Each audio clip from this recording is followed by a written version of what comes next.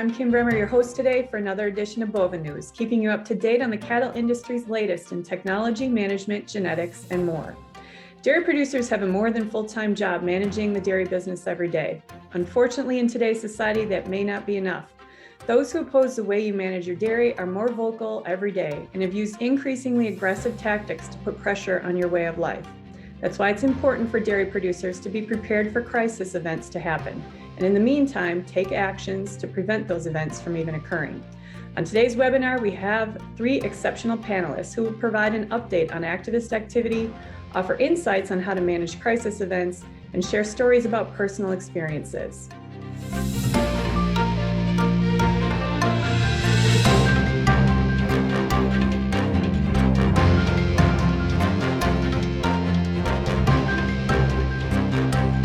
Our first presenter today is Hannah Thompson-Weeman. She leads the development and implementation of communication strategy for the Animal Agriculture Alliance as the Vice President, Strategic Engagement. Her role includes coordinating industry-wide responses to emerging issues, engaging with key influencers, advising members on handling crisis situations, and representing the Alliance on state, regional, national, and international platforms through speaking engagements. Hannah also leads the Alliance's media engagement efforts, connecting regularly with both trade and mainstream media outlets. Hannah holds a bachelor's degree in agricultural communication and a master's degree in agricultural and extension education from The Ohio State University. Welcome, Hannah. Thank you so much, Kim, for the introduction. And thank you everyone for tuning in for this really critical discussion. As Kim mentioned, I know that as dairy producers and professionals, you have more than enough on your plate day to day. But unfortunately, preparing for crisis situations and thinking about how the public perceives our industry needs to be part of your business plan, because we need to maintain that license and freedom to operate. So I'm going to walk through some elements that are impacting the public perception of dairy that I believe you need to be aware of as a farmer, a producer, wherever you sit within the dairy community. Some of these tactics and issues are things that you need to be aware of as you day-to-day manage your business. I think it's really important in any kind of discussion about public perception of dairy to start with an understanding of what our neighbors, customers, and consumers are hearing and seeing. I probably don't have to ask you, but just think about some of the things you've seen either in the media, on social media, from a friend, from a family member about the dairy community that is just completely inaccurate. We know those inaccuracies are out there, those myths, that misinformation about what we do. And I think before we think about how to correct that or how to engage, we need to have a firm understanding of where that is coming from. At the Animal Agriculture Alliance, we do a lot of monitoring of adversarial voices. And really, a lot of what we are seeing is that our consumers, influencers, critical decision makers want more information about where food is coming from, especially over the past year with the pandemic and the impacts it's had on the supply chain. We're seeing an increased interest and questions about how is my food produced? How does it get from the farm to me? And that is excellent. That is a trend we should celebrate and try to harness. But unfortunately, a lot of times the loudest voices that are piping up to try to answer those questions are activist organizations. It is not farmers and ranchers themselves. It is not companies or organizations who have a vested interest in the future of animal agriculture. There are activist groups out there who are trying to spread those myths and misinformation about what we do in order to advance their goals. And that's what I'm going to focus on for my presentation during this session is what are those groups doing? What strategies and tactics are they using that you need to be aware of? To set the stage here, one of my challenges for you, you can see the examples here, but I encourage you to do this yourself on your computer or your phone. Just do a simple Google search and Google a question that someone might have about the dairy community. I know when I don't know something and I need some starter information, I hop on over to Google and I ask that question. So that's exactly what our consumers are doing. But unfortunately, you can see in these top examples here, when people just Google a simple question, how are dairy cattle raised? They see a lot of myths and misinformation. A lot of the top results are from groups like Farm Sanctuary, ASPCA, the Food Empowerment Project, sources that we would not consider to be credible. And the same is true for other industries. You can see in the examples here, chickens, the top results come from PETA, Farm Sanctuary, things referencing factory farming, and the same for pigs, beef, and other industries. So our consumers are having to look at this and maybe try to sort through what's fact and what's fiction without having the same background in animal agriculture that we all have. So I think in having any of these conversations, it's important to level set and avoid getting frustrated or think of our consumers as ignorant or even stupid. Some of that language can be very inflammatory and do more to divide us than engender us to have the type of conversations that we want to have. So we need to keep in mind what our consumers are hearing, what they're seeing, and why they might have misconceptions about dairy. As I mentioned, a lot of this is coming from animal rights activist organizations. So this graphic here shows where everyone out there, the general public, falls somewhere along this spectrum. Everywhere from this navy blue, which you've heard it a million times, the very small percentage of the population who is actively engaged in production agriculture. So this is farmers themselves, company executives, people who have an education background in animal agriculture, or who work in this industry every day. So for that slim percentage of the population, probably everyone tuning into this discussion, we've all seen firsthand or experienced every day what goes on farms. We know the true representation of animal agriculture, the commitment to animal welfare, being good neighbors, responsible stewards of the environment. So there aren't any of those myths or misconceptions. The videos with the dark lighting and the dramatic voiceover and the Sarah McLachlan song in the background, any of those efforts by these groups is not going to change what we know to be true from our firsthand knowledge and experiences. On the other side of that spectrum, again, it's a very small percentage of the population, despite what you might be hearing about how everyone is going vegan and it's so trendy.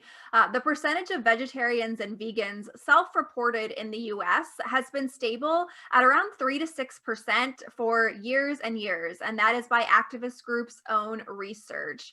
And certainly important to clarify, not everyone who chooses to eat a vegetarian or vegan diet is doing so for these animal rights reasons or has that activist mindset. People certainly are free to make the choice of the diets that work for their families, their values, and their budget. So it's an even smaller subset of that population who we're talking about here that has that extreme animal rights mindset. So it's again a very small amount of the population. And for those individuals, it's important to distinguish between animal rights and animal welfare. Animal welfare is, of course, how are animals doing in the environment that they're in? Are they stressed? Are they healthy? You can measure things to get a good scientific concept of an animal's welfare, which is different than the idea of animal rights, which is that animals should be afforded rights analogous to those enjoyed by humans. And including in those rights is that we should not use them for any purpose, including for food. So for those animal rights believers, it's not about education or telling them what we do, because at the end of the day, if we are using animals for food, no matter how well we are doing it, what the standards are in place, they do not believe there's any way to ethically and responsibly do that. So again, no farm tours, blog posts, educational videos is going to change their belief, because it's not about how it's being done. The fact that animal agriculture is being done at all is viewed as irresponsible and that it should not be taking place. So those groups will target everyone else who falls somewhere along this spectrum. So people who don't have that belief in animal rights, they also don't really have the connection to animal agriculture and have the background knowledge of our dairy community. So they can be susceptible to believing those myths and that misinformation being put out by these types of organizations. The other big takeaway here is that it's not just the end consumer we're talking about, it is our customers, policymakers, legislators, the media, investors, really prominent decision makers who are being targeted by these groups. And ultimately, their beliefs really affect our ability to do business day to day. When we talk about animal rights, it's also important to understand this is not a grassroots movement that we're talking about. It is an extremely well-funded, aggressive, and well-connected strategic activist movement we're talking about. The Alliance has group profiles on more than 175 different organizations who are targeting animal agriculture from one way or another. And just the top 30 or so of those groups are bringing in more than $550 million in contributions annually. So there's a lot of money going into this activist movement. The other thing that this chart illustrates is how closely connected these groups are. So every line on this graphic is showing how funding, project collaboration, and staff and volunteers flow back and forth between these organizations. So some are very upfront. Groups like PETA or the Animal Liberation Front are very clear about their objectives of ending animal agriculture, while other organizations might depict themselves as more professional or moderate or focused on animal welfare as a very intentional strategy to try to be taken more seriously by different groups and organizations. But again, these connections show that these groups are all working in the same direction, and those different public personas is very intentional. You do not have to take my word for it. Here are some quotes in their own words about activist groups and their belief, talking about the abolition of all animal agriculture, destroying animal agriculture. Animal rights is different from animal welfare. It's not about better cages, it's about empty cages. Talking about being aggressive, and it doesn't matter what form, pushing a vegan agenda, pushing the boundaries of the law, and different statements as well that again illustrate these groups and their focus on ending animal agriculture. We see a lot of different tactics employed by these organizations to work in this direction. So legislative and policy-making efforts, humane education, they're on high school campuses, college campuses, filing lawsuits. And I could spend quite a bit of time on each one of these examples here, but what I want to focus in on is some of what we're seeing currently and over the past year in the times of the pandemic. One tactic that is certainly not new is these undercover video campaigns. So activist groups will pay individuals to get hired on farms or in processing plants, and their sole intention there is to capture video and pictures that can be used against that operation as well as animal agriculture as a whole. A lot of different issues at play here.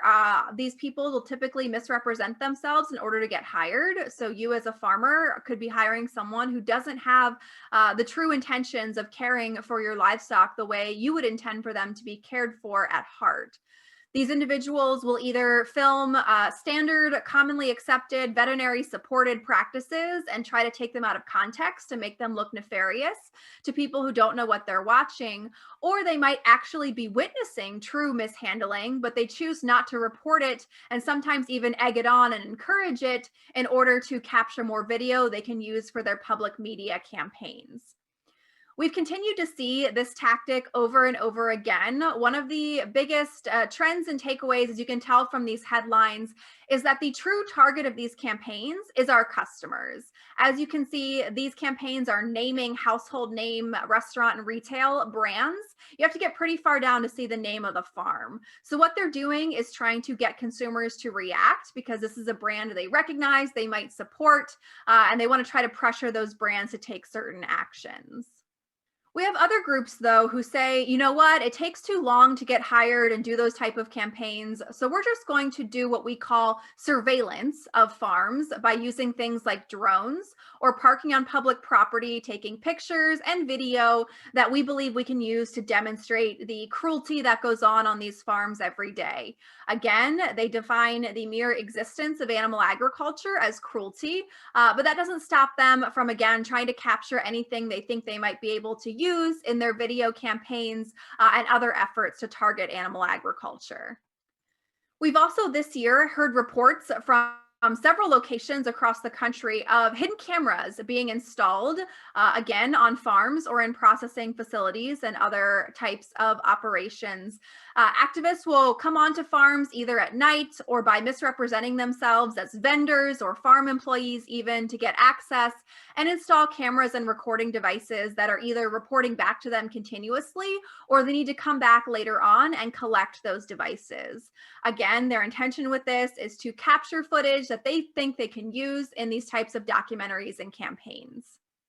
Despite restrictions on travel and gatherings, we still have seen activist groups holding protests this year. Some have been smaller scale.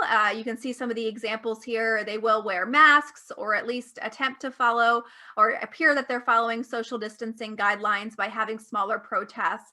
But they have still had some larger scale events, with the example here of a group who had about 100 activists hold a 48-hour vigil at a processing plant in the Los Angeles area. Some of these incidents in other years when they've been able to have in-person conferences have involved hundreds of activists being bused to hold day-long protests at farms.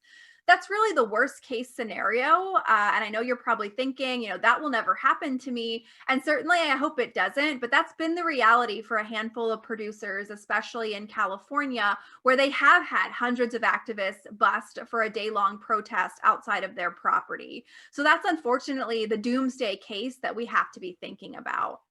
Another trend in protests this year is protests at the private homes of company and association leaders.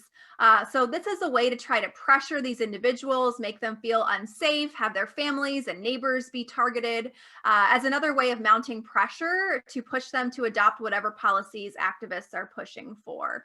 So this is something else to be aware of, is not only could farms or businesses be targeted, but we do see private homes as the site of protests over this year as well. We also saw a website be launched about a year ago by one of these organizations called Project Counterglow. This is an interactive website that maps the location of various farms and other facilities using publicly available information. So things like satellite imaging, subsidy databases, different ways that they can plot what they believe to be animal agriculture facilities. And in addition to the map, which shows addresses, ownership information, there is a paper trail forum where they encourage activists to find any information and post it in this public forum. They're very cautious about not coming out and saying, actually, we're telling you to go trespass, but there is an investigation tips part of the website that talks about hiding in the dark and how to avoid falling into a manure lagoon. So I don't know why that would be a concern if you were not going onto someone's property uninvited.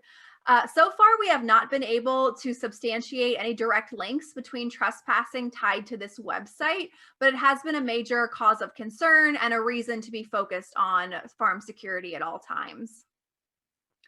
We've also seen a lot of efforts to target transport. So anytime animals are being hauled from one facility to another, activist groups will try to follow trucks, stop trucks, especially outside of processing facilities.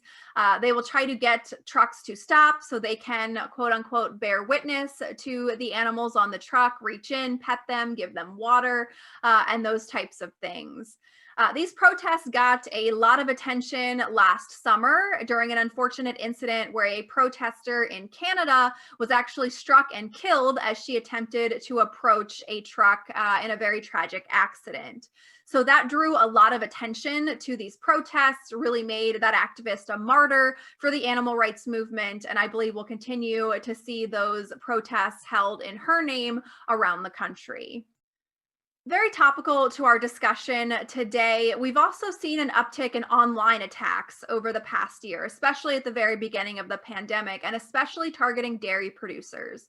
So activist groups will strategically identify certain farm or organization pages and flood them with negative comments, harassing messages, one-star reviews.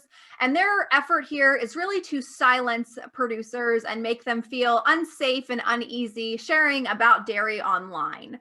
And a lot of us have taken our efforts online this year, and a lot of activists have done the same. So we have seen an uptick in very aggressive of these online attacks on the social media presence of farmers and organizations by activist groups.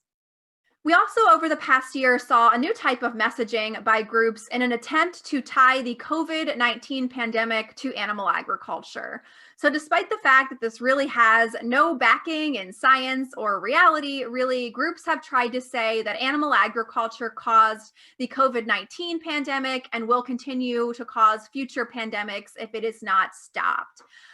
So groups have said that large scale modern production facilities, again, are allegedly at blame for this. They're trying to take advantage of people feeling unsafe, wanting to keep their families safe and healthy, and use that as a reason to call for animal agriculture to be eliminated. I believe we're going to continue to see this type of messaging into the future. So it's something we need to be responding to and talking about our commitment to both animal health and safety and also ensuring public health in our animal agriculture operations. As we return to what appears to be the new normal for the foreseeable future, we've also seen some other long-running campaigns heat back up.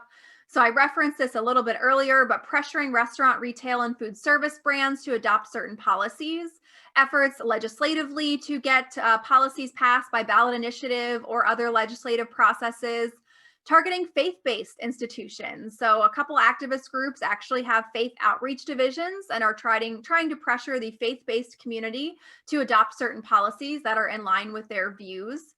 Targeting investors, the focus on sustainability. So the environmental impact, particularly of beef and dairy, is a huge conversation that activist groups are attempting to use to their advantage. And also tying into other newsworthy social movements. So anytime things like women's rights or racial equality, that was a major news story in the past year, activist groups will try to latch on to that as a way to get attention for their cause. So ultimately, what can we do about it? I spent most of my time today going over the issues, but I never like to leave a conversation without some action items. So a few things I would recommend doing and focusing on. One is farm security. So making sure you're making yourself a harder target with your hiring process, with a process for visitors, verifying the identity of anyone that comes on your farm. Basic security measures like fencing, motion sensor lighting, cameras, all of those ways to make sure you're securing your facility. Secondly is crisis planning. So thinking about some of these doomsday scenarios that you would never want to deal with, how would you deal with them? What resources do you need? What contacts do you need? And we're going to hear more from Tricia about resources DMI has available and recommendations for crisis planning. So make sure you're really leaning into those and making use of them as you think about the issues I've raised. I also want to emphasize that we cannot allow concerns about activism to stop us from talking about what we do. I hear that a lot. Well, you spent the first half of your presentation telling us all these crazy things that are happening, but now you're telling me I still need to put a face on dairy. How do I do that despite these concerns about activism? And you do that by taking security measures and other proactive efforts. If we allow concerns about activism to stop us from putting a face on dairy and talking about what we do, we're allowing them to win. They want to own the space. They want to be the only message that people hear. So we cannot allow them to achieve that objective. So we need to build our trust bank and reputation management. That's the idea of having our trust bank account. And every time we have a positive interaction with someone, whether we're inviting the media out to the farm or speaking to a local civic organization, we're making a deposit to that trust bank, and we can draw against our balance if we ever have a crisis situation arise. And we need them to trust us that we're doing the right thing. If we have done none of these things, or worse, if we have a negative reputation, we're going to have no goodwill to draw against, no balance in that trust account, and we're going to be going into the negatives and not have anything to help us through that crisis. So engage with key audience, your neighbors, your customers, legislators, media, all of those groups, and make sure you're engaging with them and telling the story of dairy. I also want to give a quick plug for a relatively new program from the Alliance called the Animal Ag Allies program. If you are a farmer, rancher, practicing veterinarian, or industry professional who's really passionate about this subject and wants to be on the front lines of talking about these issues online and in your community, I encourage you to check out the Animal Ag Allies training program. There's a series of self-paced online modules talking about growing your social following, talking about contentious issues, working with media.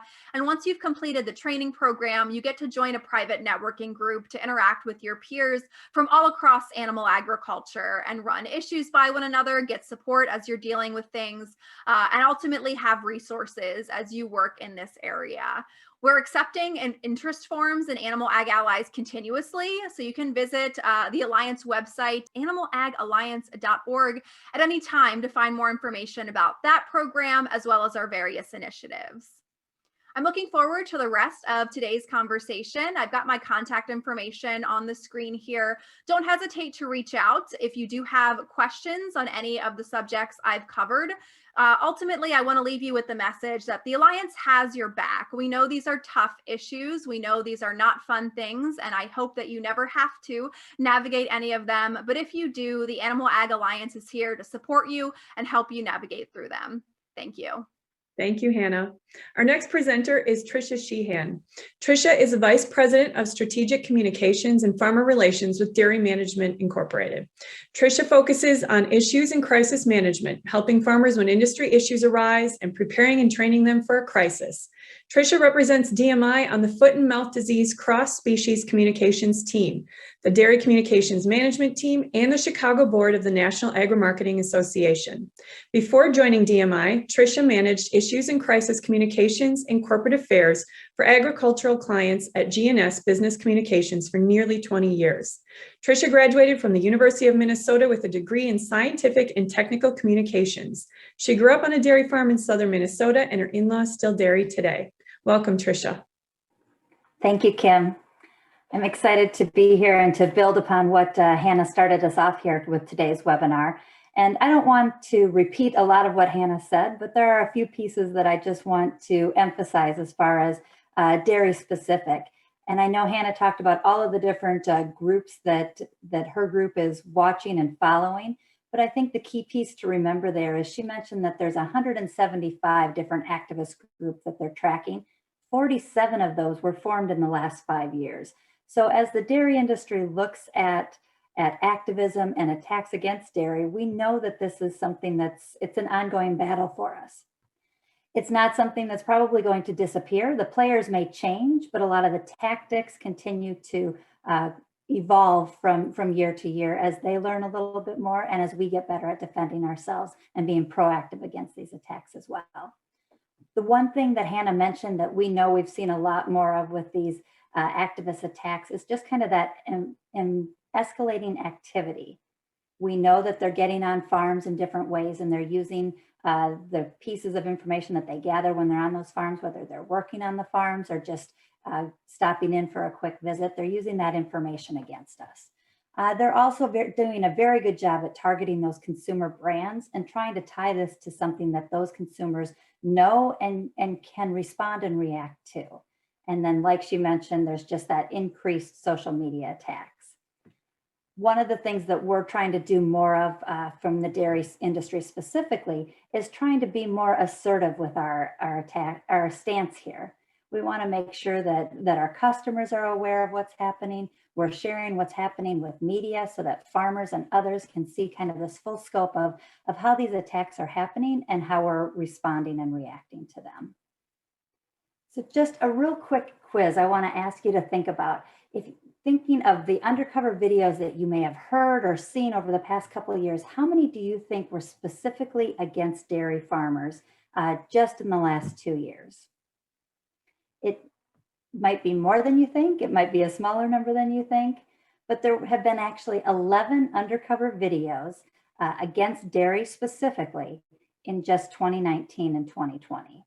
So we saw them attack farms from many different sizes, right? We had a farm that had 100 cows all the way up to farms that have thousands and thousands of cows. We've seen them attack calf raising facilities. We've seen them go after organic farms.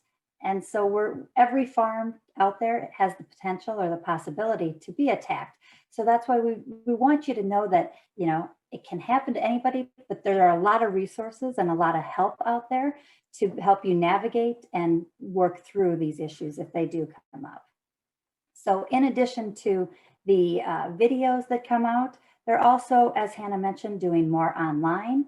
And they're starting to attack our farmers more specifically through their own social posts. They're looking at what our farmers are talking about and doing online and sharing that information back out to their networks. So one of the things that we're trying to do is make sure that we're keeping a very close eye on that information and sharing that back out with our farmers as well. In addition, these groups are looking at kind of the current events and what's happening out there. We saw political rallies over this past year where dairy unexpectedly showed up, right?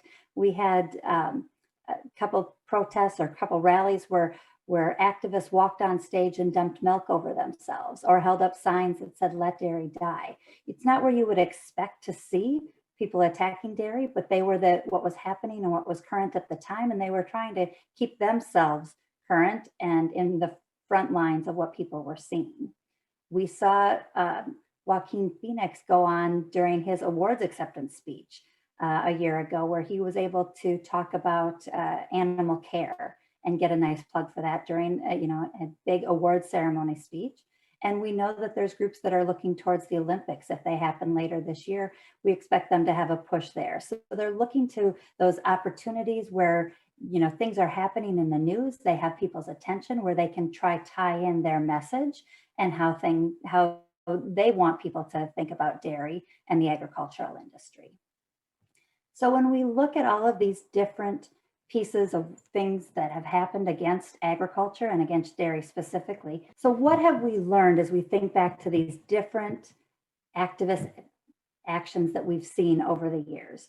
We know that these groups are going to take the worst images that they can find, or the things that are just hard to explain, and try use them against us. They'll put their narrative over those images of, a skid loader trying to move an animal.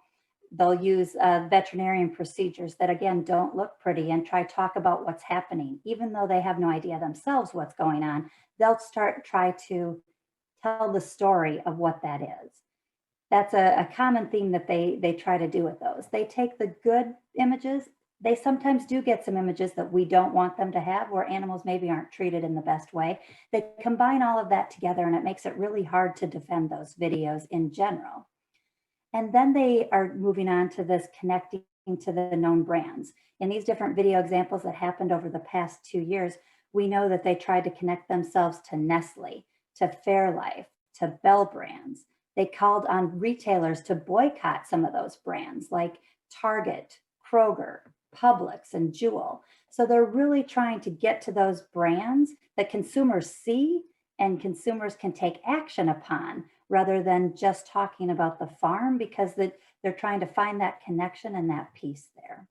We also know that as we look at today's media, when these stories come out from different activist groups, the media landscape is very different today than it was 20 years ago. There are editorial constraints on every media outlet that's out there. And that unfortunately means that sometimes those stories are going to be taken more likely at face value than them having the opportunity to possibly look for the other side or taking the time to get another viewpoint for that story.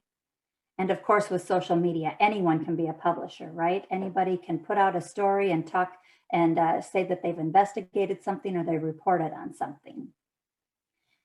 Different groups are also using social media to promote their stories. They're targeting folks through social media channels. Because I often spend time looking at these different activist groups, I often get sponsored ads that pop up in my social media feeds where they're trying to get me to click in and to look for more information. I am definitely not their target audience. I'm not going to spend my time clicking through that. But to me, it's helpful to see some of these tactics that they're using to reach others in those ways. We've done at DMI, we do a lot of training and support for when these incidents happen. Back in 2019, there were a series of videos that were released against Fair Oaks Farms. And we did some consumer polling just to get a grasp on what was happening with those videos, in the sense that there was 4 videos over a short period of time. We wanted to see, was this making an impact? Despite the viral spread of those videos, what we found through our polling was that there was relatively low overall awareness of the issue nationally. Now, I'm in the Chicago area, so in my area, we probably had a heightened awareness just because of our location to where everything was taking place. But nationally, it did have relatively low overall awareness. We also found that consumers were not likely to change their dairy purchasing behavior. However, they wanted to make sure that the dairy community continued to demonstrate leadership in animal welfare and to make sure that they showed that, the care and the concern that farmers have for their animals. Another piece that came out through that polling was that 75% of those polled believe that humane treatment of cows makes for high quality dairy products. So again, it just goes to show that consumers believe and feel that if we're taking good care of our animals, they're going to have a better quality, higher quality product that they want to enjoy. So at DMI, we do a lot of, like I said, training and monitoring and trying to keep up with what's going on out here and making sure that we're sharing this information and resources back with farmers. We do everyday monitoring. We are watching these groups and seeing if they're saying anything specifically about dairy. We're seeing when they're trying to look for something that may be happening and take a nugget of that and try use it for their own promotions. In a couple of these examples, there was ARM is a group down in South Florida that had released some videos. And when Dean Foods put up that they were going through their bankruptcy proceedings, this group, Animal Recovery Mission, started posting on their social media channels, taking credit, if you will, for those bankruptcy filings. They were saying that it was their videos that helped cause this company to go under. So like I said, we keep a pulse on what's happening. We are watching what these groups are saying through our everyday monitoring. We have a newsroom at DMI where we keep track of, the good stories about dairy, which there are many, which is great, but we also keep track of some of these issues that we need to make sure we're aware of and that people understand what's going on. So we do this on a regular basis, and it's something that it's a valuable tool if there's something going on in your local area that you might know more about. We keep track of everything consumer relevant topics and subjects, but we're also keeping track of those ones that may have more negative interactions. You can see my list here of topics against, activists. We're looking at certain topics around animal care, food safety, sustainability, workforce development. Those are all areas where we're keeping a close eye because we know that these have been topics of interest from the activist groups in the past, but we also know that some of these are some of those emerging topics where we expect them to have increased scrutiny or awareness and action potentially coming against dairy. You can see a few of those underlined in red. Those are the ones that have been kind of a priority or a topic from some of these different groups lately. And it's something that we expect them to continue to focus on as we move forward. One piece of information that we do have that we send out each weekday is a news feed. And this takes a look at all of dairy stories that are in the news, the good stories and the bad ones. And we put it together in a quick, easy to read email that goes out Monday through Friday. And if you're interested in signing up for this, let me know. I can go ahead and get you signed up for it. But again, it's just a real snapshot of some of the dairy news that's out there with a link so that you can then click and read more if you're interested. And again, like I said, our goal is to focus on the positive stories of dairy, make sure that farmers are seeing those. They can share those if they'd like. But then we're also reporting on those stories that don't put dairy in the most positive light as well. So that again, farmers can be aware of it. Farmers know what's being talked about online, and they can potentially look at those stories, figure out their stance on it. So if they are asked about it by people in their community, they can answer that confidently as well. So Hannah talked a little bit about this, about what can you do to prepare for a crisis. So there are a couple of different things that she mentioned that I'm going to build upon. The first one that I would say is think about how you would respond during a crisis that was not happening on your farm. So say it's, happening to a farm, in a neighboring county, in a neighboring state. If you're asked about this situation, how would you respond to this? What would you do? Would you do anything? But think about that ahead of time. If you have some thoughts on how you would want to respond, jot those down so that you've already spent a little bit of time thinking about how you would respond to a dairy issue or dairy crisis that's not specifically for your farm or in your specific local area. The other piece that's very important is to develop a crisis plan for your farm. We do some workshops and we can help you put together a crisis plan for your farm. We can share a couple of tools out with you if you're interested. But some of the key pieces to think about is if a crisis were to hit your farm, who's going to lead that crisis? Is it going to be you? Do you have somebody, as part of your staff that would be the better person to kind of lead that crisis and keep everybody organized and focused? Who would be your spokesperson? If you need to have somebody speaking to the media, who would that person be? Again, it could be you, but it could be another member of your staff as well. Another piece that's really important is who would you call for help? You need to have a support team out there, and that's one of the things that DMI as the National Checkoff can do for you. And we also have our full range of our state and regional checkoff organizations. They have a lot of folks who also work on crisis and issues at each of those organizations. But we would hope that one of your first calls would be to us, because we can help support you in a crisis. We can help you think about some of the things that may need to be done, look at kind of the media landscape about what's happening, how far this story is getting right now, and develop materials to help you respond.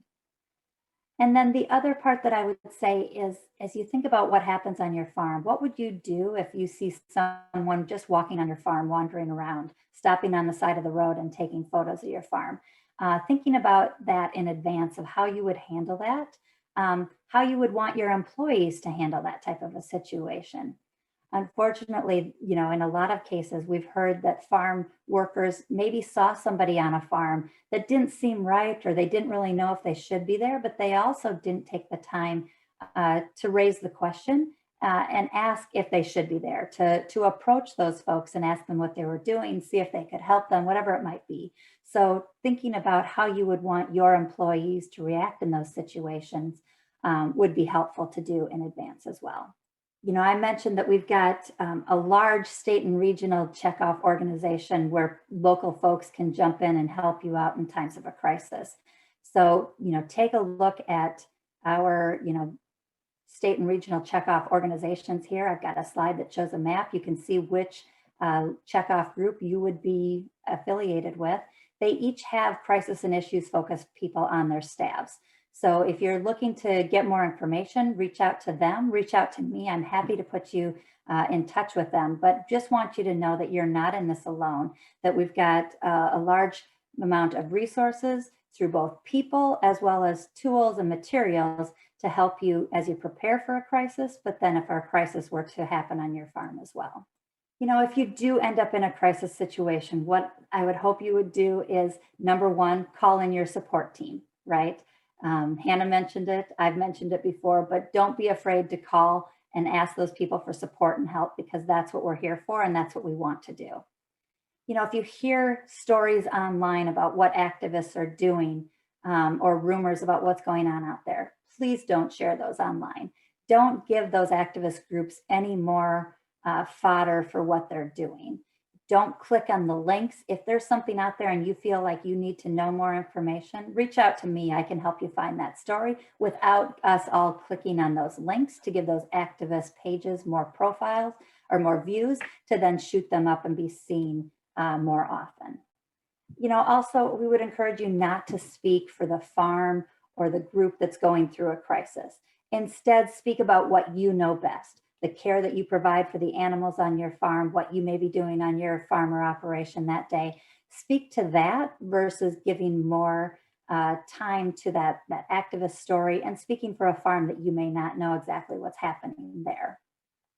If you're contacted by the media to talk to somebody about a situation, make sure you do your research first. You don't have to do the interview right there. Take some notes about who it is, what they're looking to talk about, and say that you can get back to them.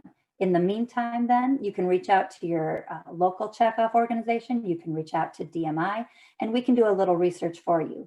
We can see what this reporter has written about in the past, if they've taken a proactive or a negative stance on dairy. We can see, if what we know about working with them from other articles from that publication or from that reporter directly. So feel free to reach out to us to help you do that research before you just jump in and do an interview. And know that as an industry, our goal is to speak with one voice. So as we hear about these issues happening and things popping up, we're doing what we can to share information out with the local checkoff staffs about what's happening, what we want to say, and what we don't want to say. But we also want to make sure that we're proactive and transparent You know, we don't want to feel like we're not speaking out on something, but we want to make sure that we're addressing what's happening out there. And we know that we need to move quickly. You know, we don't want to sit back and think about things too long and wait for the situation to develop. We've got to be able to jump in with a response and be proactive in that. You know, with online attacks, if you are attacked in the online medium, the best thing you can do is block, delete those posts, and report them to Facebook if they're of that nature. And then one of the key pieces too is to remember, you know, we've got to be human. Even as we're being attacked and as people are coming against us, we want to make sure that we're communicating authentically and that they see that, you know, we are the true people behind this issue, that it's not just some unknown entity that's being attacked or that they're trying to say is acting in these ways, that there is, you know, a farm, an operation, a family and people behind that. And we want to make sure that that comes through as well. So if I were to leave you with one key piece here at the end of my time, I want you to know that there are resources for you, there's support for you. If you get involved in a situation that's doesn't seem right, that is a true crisis, reach out to your state and local checkoff groups, reach out to DMI, your national checkoff organization. We're here to support you through this. You know, and if you want to be proactive, which I hope you will, we've got the tools in order to help you get there. So I'm hoping that this information helps you understand a little bit more from Hannah's perspective on where these groups are at, what they've kind of approached us with against when they do attack dairy, but then also some of the resources that you have that you can use if you want to prepare so that you're better ready for a crisis were it to happen on your farm, or if a crisis does hit, who to reach out to and how you can work through a crisis in your own operation. Thank you for taking the time to listen to us here. And if you've got any questions for me down the road, feel free to reach out at my contact information. Okay, well, thank you so much for all the information today. So a few questions. You talked about all the things that activists are doing, especially in terms of trespassing. Are there any legal protections for farmers, especially on personal property? What are our rights? One of our biggest recommendations and one action item I would have for you after listening to this discussion is to have a conversation with local law enforcement. Laws are different from state to state, area to area, so it's hard to make blanket recommendations that are applicable everywhere. But obviously, there are things like trespassing and breaking and entering and all of those that are applicable no matter where you are. But the best thing to do is have a proactive conversation with your local law enforcement. I mentioned some of these protests that have been massive. A lot of those have been in rural areas where the local sheriff's department has probably never seen something like that before. And we see these issues go one way or the other based on how prepared they are and how they end up handling the situation. And the activist groups will try to take advantage of that as well, misleading them about what the laws actually say and what rights they have that they do not actually have. So I would recommend scheduling a conversation and letting them know your concerns, all of the crazy things I talked about today that you hope never happen to you, but what are their recommendations to prevent them? And if you did have those types of situations, so what are the trespassing laws? What do you need to tell a trespasser? Who do you contact? Is there a rural crimes division in your area? All of those types of things. So I would recommend, as a big action item after listening to this conversation, is go schedule that conversation with local law enforcement. Even not in cases of activism, it's good for you to have that connection and for them to know about your farm. If there was a natural disaster or if someone was injured, it's just a good practice in general, but especially if you're concerned about activism. Many producers likely never thought that they would someday need to provide proof that they're taking care of their animals, caring for the land, protecting and improving the environment. It's all things that farms just inherently do. But there are processor validation programs, third-party programs, and obviously the farm program that most people are familiar with. Do these programs or validations matter to consumers and retailers? What do you see? So one of the things that we're doing is trying to make sure that we're letting more people know about these programs, right? So we've got a group that specifically works with customer outreach. So we're talking about reaching out to restaurants, retailers like your Publix or your Target, and talking to them on a regular basis about what we're doing in dairy, specifically, any of the programs that we have, the farm program being one in particular, but letting them know about these programs and what their intent is and what they're doing. So trying to be on the forefront of those conversations so that they're aware of these programs. So if they do get targeted by these groups, hopefully one of the first calls that they make is to our customer outreach team to say, hey, tell me more about this. I thought you said the farm program helped with this, and it helps us with that conversation so that we're able to already have those relationships before the issue hits versus trying to build those relationships after they're already being attacked or approached by these groups. And I think that's something really important for producers to understand too, is that these programs aren't about making your life more difficult or making you have to do more paperwork. They're almost a requirement to operate today, to be able to demonstrate that we are doing the right thing. You might think it's common sense, but there's no such thing as common sense when people are so disconnected from animal agriculture. So if we can point to these processes and that we are keeping an eye on this, it helps us prevent laws from being passed or brands from adopting policies that are going to be almost impossible to comply with, as we've seen happen in other industries. So these programs are here for a reason, and that's to help you maintain that trust with your customers. So that's why you're asked to document these things and fill it out and keep the protocols. It's, again, not to make your life any more difficult, but to allow you to substantiate that you are doing the right thing and help you back you up if that's ever called into question. Who are non-agricultural allies who are vocal and can support agriculture, animal agriculture? We wish we had more.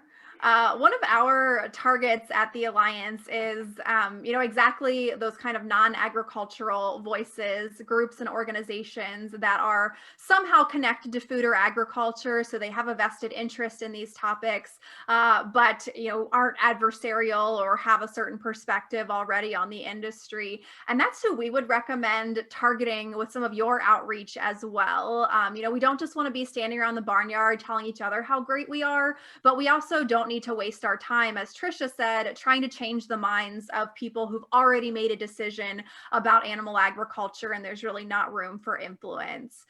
Some of our biggest recommendations are dietitians. So there are a lot of dietitians who are very active on social media that either have farm roots themselves or have come across the industry through their work and become very passionate about correcting myths and misconceptions. So dietitians, restaurant retail brands is another group that has a huge opportunity to help us tell the story, and clearly, they want to share positive things about their supply chain. So those would be two audiences that I would encourage groups to, or farmers as well, to focus on with their outreach, is folks who aren't in the barnyard, but who are somewhere along the food chain. So they also have a vested interest in helping us share our story. Yeah, in addition to what Hannah said there, we do have, through the National Checkoff, we're working with National Dairy Council and a lot of the dietitians and folks that have strong social presence. We're trying to, get them onto farms, bring them into the dairy piece of things a little bit more, because we figure the more that they know about what happens on a farm and they have interactions with farmers, the better that they can be talking about it as well. A couple of other groups that we're looking to kind of build more relationships with are kind of those environmental folks that can talk about some of the pieces that dairy is doing to advance our environmental sustainability, working with those, as well as some next generation folks, whether it's the Gen Z, the millennials, looking for some of those young influencers who we can expose to dairy farms and talk to them about dairy farming, get them to meet a farmer so that as they have opportunities to influence or talk about dairy, that they're doing it with some solid background versus what they may have had before that. Not all activists are large national organizations. There's many agricultural opponents, even at the local level, who have impacts on local regulations. They can block farming enterprises. I know, Hannah, you touched on building your trust bank. Can you give us specific examples of things that you've seen that were successful, where farmers have been proactive in their local community to avoid some of these situations? Getting down to the very local level is a intentional strategy of these groups. There's a quote from one of the recent conferences about, you can change the world with a local ordinance, because that's setting a precedent that they can then point to when they try to come back to do other efforts. So it's all connected, but we do see a lot of these efforts start to bubble up at the very local level. And it is important to try to be proactive in getting out ahead of these and anticipating where they might pop up. So we talked about building our trust bank. I mean, that's exactly why we need to do that, because we want our local policymakers to contact us when this starts to emerge. So there was a recent example, not to be too specific, but in a state, there's a state legislator who was connected with one of our members that something crossed his desk about animal agriculture. As I mentioned, this being a trend, trying to point to animal agriculture as a cause for pandemics, and that being the logic behind a bill that was going to restrict certain processing facilities in this state. And he knew enough to say, something's not right here. So he reached out to one of our members, who then passed him along to us, and we were able to connect him with another organization as well, to help get him resources to push back on that bill. So it's that power of the network. And we just need folks to know that we exist and that we're here and that we want to help them. And they don't know that if we've never told them. And by the time they've already heard about something, it might be too late. So we need to be getting there proactive and introducing ourselves.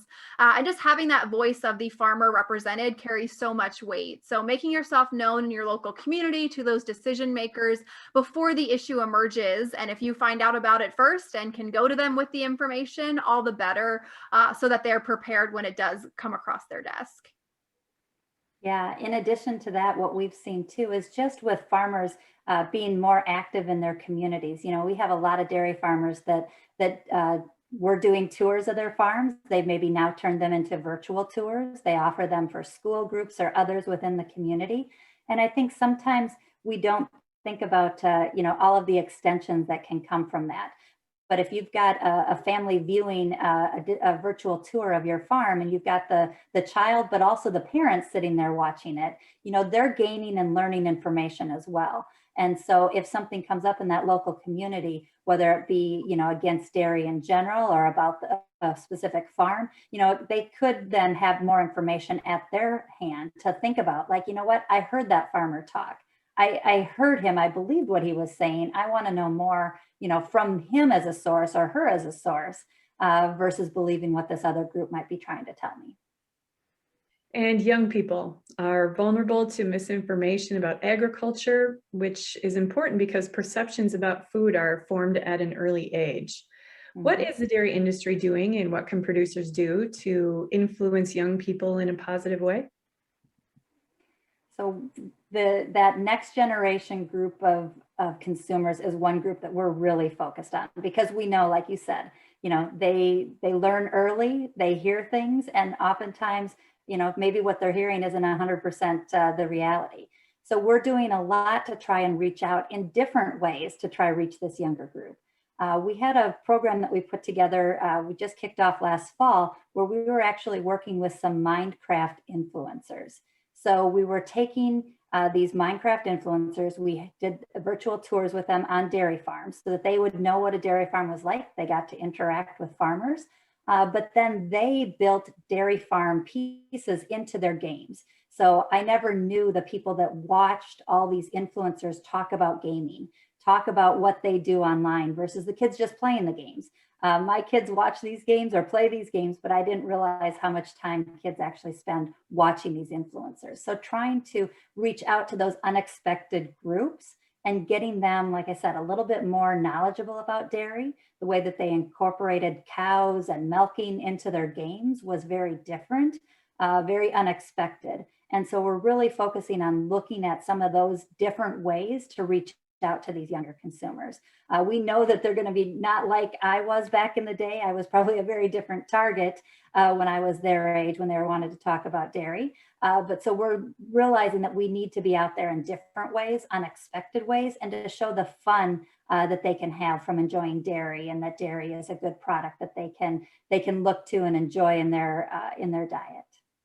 And I think to go along with that, it's about being an early adopter on some of these platforms that we know younger generations are adopting. And I think groups like DMI and other checkoffs are really great about seeing those trends and then calling for farmers to get involved. So you don't necessarily have to be the trend watcher, but responding to that call to action when you get it. For example, TikTok. And I think this is a great example because I know so many dairy farmers are on TikTok. I think it's definitely ahead of other members of the animal agriculture community because DMI has a really great team in place that finds those opportunities and gets the word out both nationally and through the state and regional checkoff. So don't write off those opportunities. I know it might be hard to teach an old dog new tricks. I was a TikTok holdout until pretty recently when the activists started using it, so I had to start watching it. But being willing to step up and respond to those calls to action because we need you. Tricia and we can do this all day long, but your voice is worth 10 of ours because you're actually there on the farm every day, telling these stories, having these experiences. So we want to support you and make it as easy for you as possible. But at the end of the day, we need you to be engaged in this conversation as well. So following that news that comes out of different organizations and looking for the action items and being willing to, step up and take risks and try new things is going to help you get in front of different audiences, including the younger generations. Well, and along those lines, to wrap this up today, many producers are apprehensive about telling their stories, exposing themselves, afraid of becoming a target. What's your one piece of advice to overcoming that fear? I think that the biggest thing to remember is that the activist groups want you to be quiet. They want you to not feel comfortable having these conversations because of concerns about them. And ultimately, we are letting them win if we let them quell our enthusiasm for telling the true story of dairy. They want to own the space. They want to own the media. So we can't allow that to happen. So take farm security procedures, follow all of our recommendations, but don't be paranoid and don't let that stop you from telling the story of your farm while following those types of recommendations. I would also say, not to bite off more than you can chew. So I've heard some great advice about, just setting aside 15 minutes a week, and that is your time for advocacy. Maybe it's making a phone call, maybe it's scheduling some social posts. So don't get overwhelmed and try to do everything at once and be everything on every platform because you're going to get burnt out. This is a lot to follow. So chunk it out, set your time every week that you can dedicate to this, and you'd be amazed at how quickly that adds up if you're just consistent and taking small steps. Yes, and to build on what Hannah said there, you don't have to do all the platforms. Pick your favorite one, or pick the one that you think might be, the best one for you to be on, and focus on that one. You don't have to do all of them. One is great. But then also think about that large group of folks that don't know about dairy farming and are truly interested in it, right? The activist group is loud, we know that, but they're a small group, right? And we've got a much larger population that is interested and would want to learn more from dairy farmers and what's going on these farms. And it's what are the processes that bring them the foods that they enjoy. So think about that group because that's the one where we can make the biggest difference. Spending some time sharing what you're doing on your farm can potentially move some of those folks that are in that middle ground over to be, dairy followers or dairy lovers. So thinking about that group that's a much larger audience and much more movable is an easier task to think about than that small but vocal crowd. But know that that small and vocal crowd, you've got a lot of resources and support to help you with that as well. Well, my thanks to our presenters today for joining us and sharing their invaluable expertise and experience. If you want to hear from a producer who has successfully worked through an activist attack, listen in to our BoviNews podcast. Don't forget to subscribe to the BoviNews channel on YouTube, follow us on social media, and find more information at bovinews.com. Thanks for tuning in with us today, and we'll see you next time on another edition of BoviNews.